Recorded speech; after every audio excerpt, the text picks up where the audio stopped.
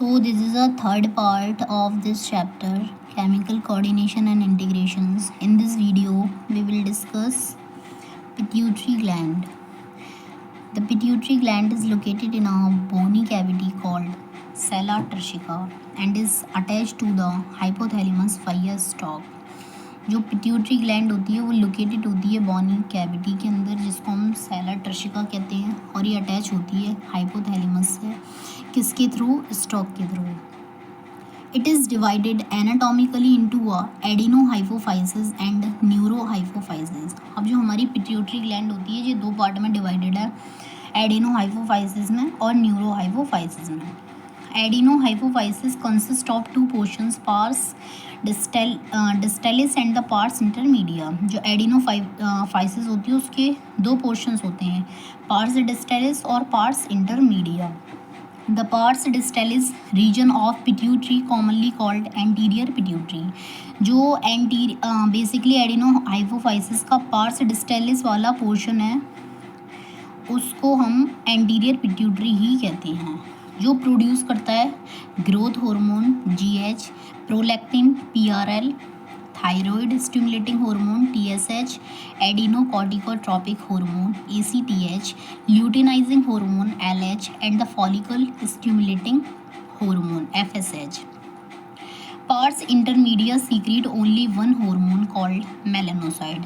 जो anterior pituitary basically adenohypophysis का parse intermedia वाला रीजन है वो एक हार्मोन रिलीज करता है जिसका नाम है मेलानोसाइड स्टिमुलेटिंग हार्मोन MSH.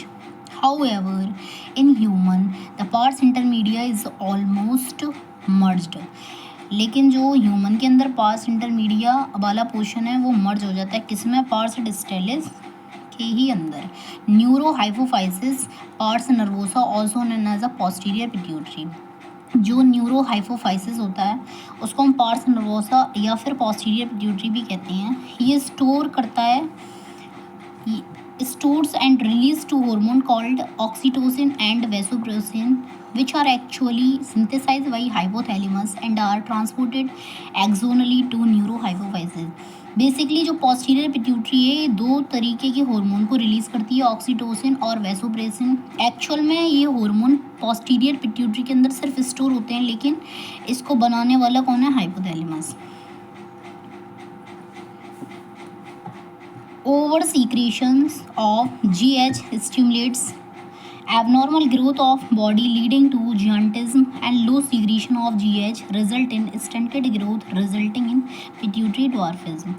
अब क्या होता है? GH का ग्रोथ हार्मोन का ओवर सीक्रेशन की वजह से क्या होता है?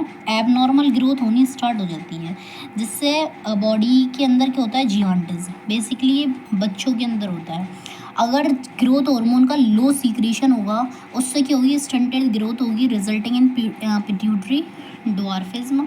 ग्रोथ में भी फर्क आएगा और पिट्यूटरी भी सिकुड़ जाएगी। Excess secretion of growth hormone in adult especially in middle age can result in severe disfigurement especially of the face called एग्रोमेगली।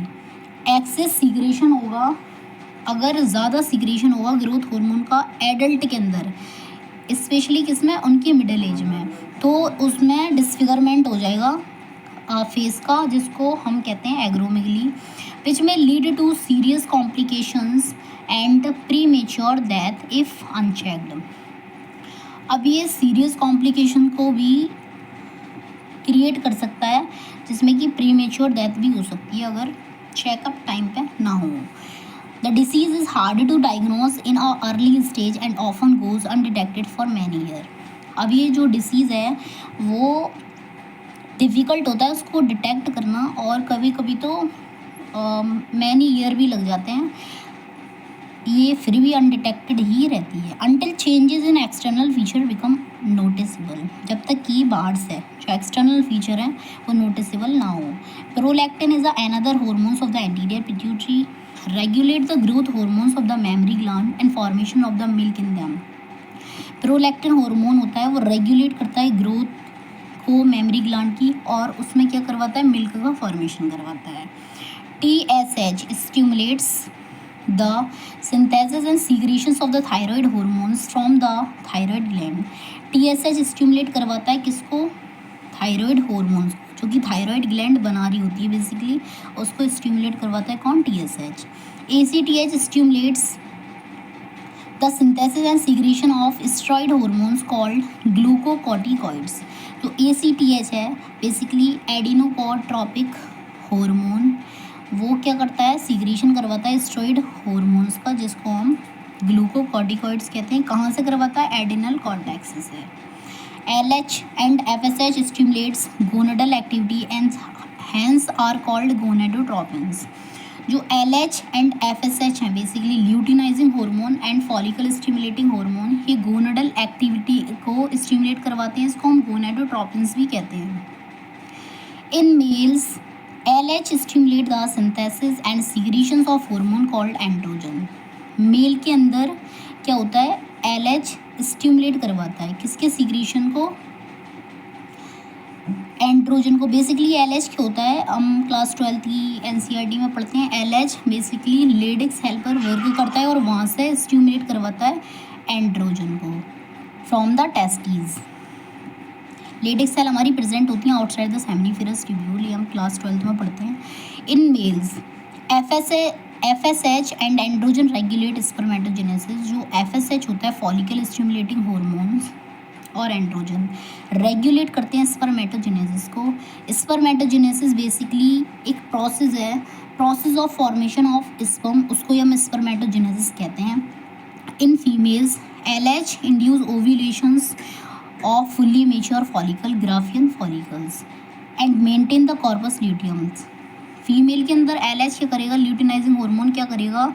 Release करवाएगा ओवम को। कहाँ से? ओवरी से। मेंटेन करता है corpus luteums formed from the remnant of the Graafian follicles, और जो corpus luteum है उसको भी मेंटेन करेगा, जो कि किससे फॉर्म होती है? जो हमारी खाली ग्राफियन फॉलिकल बचती है आफ्टर ओव्यूलेशंस, उसको भी मेंटेन करेगा। FSH basically follicle stimulating hormone. Follicle stimulating hormone stimulate growth and development of the ovarian follicle. ये स्टिमुलेट्स करता है किसको? ग्रोथ को और डेवलपमेंट को किसके? ओवरियन फॉलिकल के, फीमेल के अंदर। MSH act on the melanocyte melanin containing cell. जो हमारा MSH है वो एक्ट करता है मेलानोसाइट पे। मेलानोसाइट बेसिकली हमारी मेलानिन कंटेनिंग सेल होती हैं। And regulate pigmentations of the skin, और रेगुलेट्स करेगा किसको? पिगमेंटेशन को स्किन के।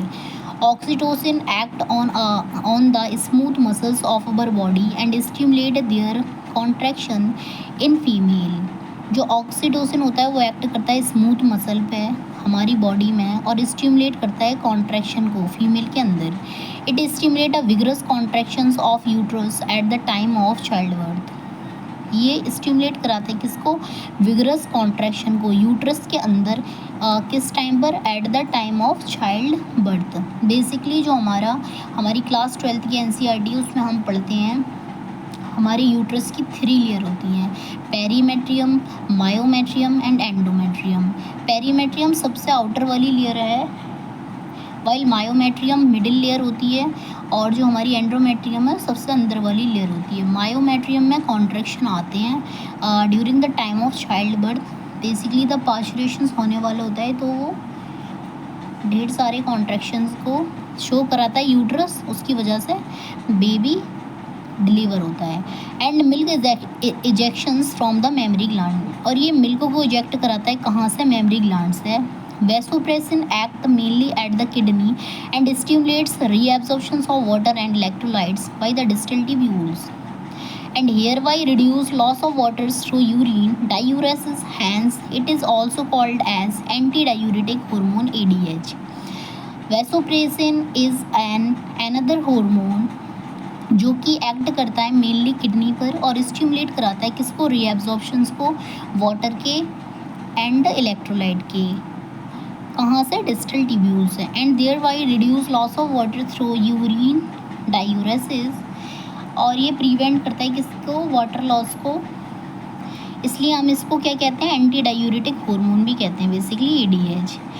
एन इम्पेयरमेंट अफेक्टिंग सिंथेसिस और release of ADH result in a diminished ability of the kidney to conserve water, leading to water loss and dehydrations. This condition is known as diabetes insipidus. अब ADH का formations body के अंदर अच्छे से ना हो रहा हो